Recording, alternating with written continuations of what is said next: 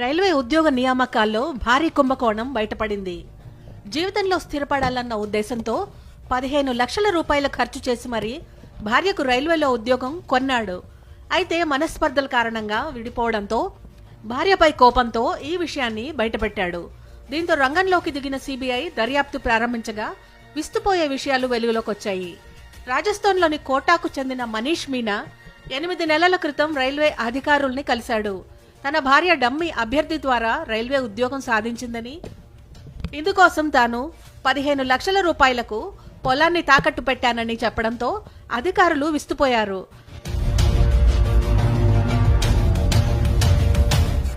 Railway gourd అయిన రాజేంద్ర అనే agent ద్వారా 15 లక్షల రూపాయలు చెల్లించి డమ్మీ అభ్యర్థితో పరీక్ష రాయించినట్లు చెప్పాడు. ఈ డబ్బు కోసం తన పొలాన్ని తాకట్టు పెట్టినట్టు వివరించాడు. ప్రైవేట్ రైల్వే ఉద్యోగి అయిన మనీష్ 2022లో ఆశా మీనాను వివాహం చేసుకున్నాడు. మంచి భవిష్యత్ కోసం ఆశా బంధువు ద్వారా రైల్వే గార్డును కలిశాడు. జబల్పూర్లోని సీనియర్ రైల్వే అధికారి పేరుతో గార్డు 15 లక్షల రూపాయలు తీసుకున్నాడు. అనంతరం ఆశా మీనాకు బదులుగా లక్ష్మీ మీనా అనే మహిళ రైల్వే రిక్రూట్మెంట్ బోర్డు ఎగ్జామ్ రాసి పాస్ అయింది. అనంతరం పశ్చిమ మధ్య రైల్వేలో పాయింట్స్ ఉమెన్ గా ఉద్యోగం సంపాదించింది.